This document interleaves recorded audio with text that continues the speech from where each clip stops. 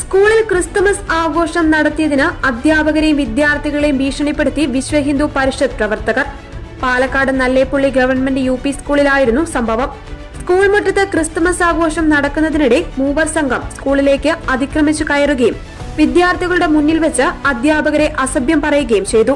School മുറ്റത്ത് Christmas ആഘോഷത്തിന്റെ ഭാഗമായി ക്രിസ്തുമസ് തൊപ്പിയും കരോൾ വസ്ത്രവും അണിഞ്ഞ് കുട്ടികൾ ക്രിസ്തുമസ് ആഘോഷിക്കുമ്പോഴായിരുന്നു സംഭവം. ശ്രീകൃഷ്ണ ജയന്തിയാണ് ആഘോഷിക്കേണ്ടതെന്നും ഇവർ പറഞ്ഞു. സംഭവത്തിൽ നല്ലേപ്പള്ളി സ്വദേശികളായ വടക്കുംതറ K അനിൽകുമാർ, മാനംകുറ്റി കറുത്തേടത്തുകളം സുശാസനൻ, തെക്കുമുറി വേലായുധൻ എന്നിവർ അറസ്റ്റിലായി.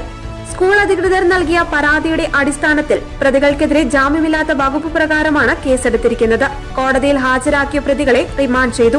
ജാതിമത ഭേദമന്യേ എല്ലാവരും ഒരുപോലെ ആഘോഷിക്കുന്ന ക്രിസ്തുമസ് ആഘോഷത്തിൽ വർഗീയതയുടെ വിഷം കുത്തിനിറയ്ക്കുവാനാണ് വിശ്വ ഹിന്ദു പരിഷത്ത് പ്രവർത്തകർ ശ്രമിച്ചത്.